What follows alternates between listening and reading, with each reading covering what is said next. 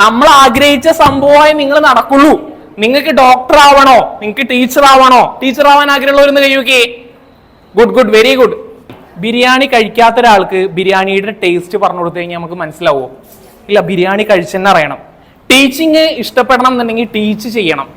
മാഷാവണം, അധ്യാപകനാവണം എന്നുള്ള ആഗ്രഹം ഉണ്ടെങ്കിൽ നിരന്തരമായിട്ട് കുട്ടികളെ 1-2 ട്യൂഷൻ സെന്ററിലെങ്കിലും എന്ത് ചെയ്യണം, പഠിപ്പിച്ചു തുടങ്ങണം.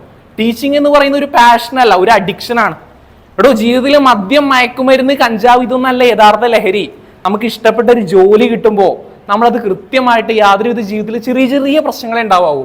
ഈ ചെറിയ ചെറിയ പ്രശ്നങ്ങളൊക്കെ നേരിട്ട് അതിനെങ്ങനെ കോൺഫ്ലിക്റ്റ് ചെയ്ത് മാനേജ് ചെയ്ത് പോയി നമ്മൾ സൊസൈറ്റിയിൽ ഒരു പൊസിഷനിൽ എത്തുമ്പോൾ നമ്മളെ കളിയാക്കിയവരും നമുക്ക് ചുറ്റും നിന്നവരും ഒരു നോട്ടുണ്ട് നമ്മളെ.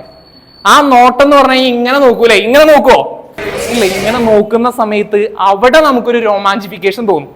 ആ റൊമാൻറ്റിഫിക്കേഷനിലാണ് നമ്മൾ എന്ത് ചെയ്യേണ്ടത്, എത്തേണ്ടത്. അതാണ് യഥാർത്ഥ ലഹരി. കഞ്ചാവിലല്ല ലഹരി, മദ്യത്തിലല്ല ലഹരി, മയക്കുമരുന്നിലല്ല, മറ്റുള്ള പാൻ മസാലകളിലൊന്നും അല്ല ലഹരി.